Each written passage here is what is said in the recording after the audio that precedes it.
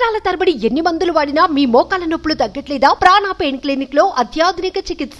AP cabinet కీలక నిర్ణయాలు తీసుకుంది. చంద్రబాబు అధ్యక్షతన సమావేశమైన మంత్రివర్గం రివర్స్ టెండరింగ్ విధానాన్ని రద్దు చేసినట్లుగా తెలుస్తోంది. పాత విధానంలోనే టెండర్లు పిలిచే ప్రతిపాదనకు కేబినెట్ ఆమోదం తెలిపింది. పోలవరం ఎడమ కాలువ పనుల పునరుద్ధరణకు కేబినెట్ ఆమోదం తెలిపింది. ప్రస్తుతం పనులు చేస్తున్న సంస్థనే కొనసాగించేందుకు అంగీకారం కూడా తెలిపింది. ఎక్సైజ్ శాఖ పునర్వ్యవస్థీకరణకు ఆమోదం తెలిపే స్పెషల్ ఎన్ఫోర్స్మెంట్ బ్యూరో రద్దుకు కేబినెట్ తీర్మానం చేసింది.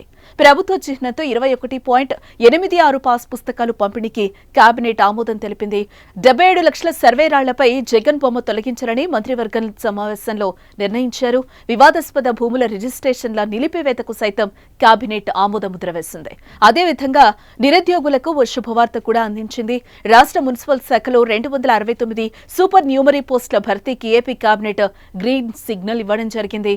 పౌర సరఫరాల శాఖకు సంబంధించి 2771 కొత్త రేషన్ షాపుల ఏర్పాటుకు ఆమోదం తెలిపింది.